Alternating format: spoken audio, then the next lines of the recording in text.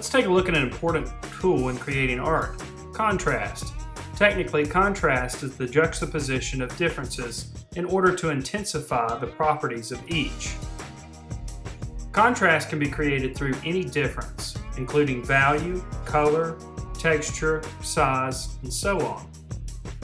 Although closely related to variety, contrast is considered by most to be a principle of art. Let's start with color. Take a look at the color wheel here, and you'll notice some opposites: orange and blue, yellow and purple, and red and green. We know these are complements and provide high contrast. In this example, the word contrast is presented using the complements red and green. We know they provide high contrast, but doesn't this make your eyes kind of hurt? In fact, if we take the color out and show only the value, we see that the values are actually similar. Even though the colors are different, the values are very close. So how can we fix this contrast so that it's producing a pleasant contrast? The answer is to change the values. Notice we still have red and green here, but the values are in great contrast, and the colors as well. This is what that red and green looks like now with the color taken out.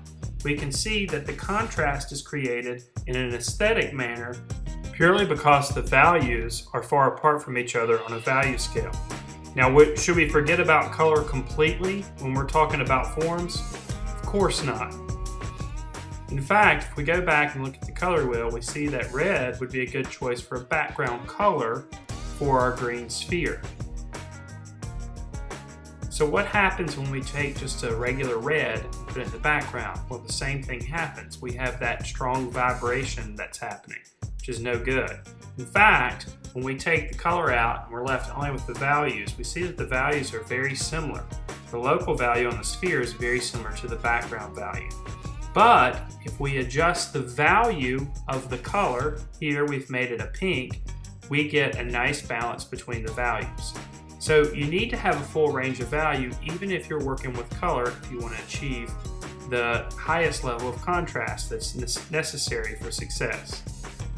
Here again, here's our word contrast that's nicely balanced, and our sphere that's nicely balanced with a complementary color in both cases, just with the right balance and value.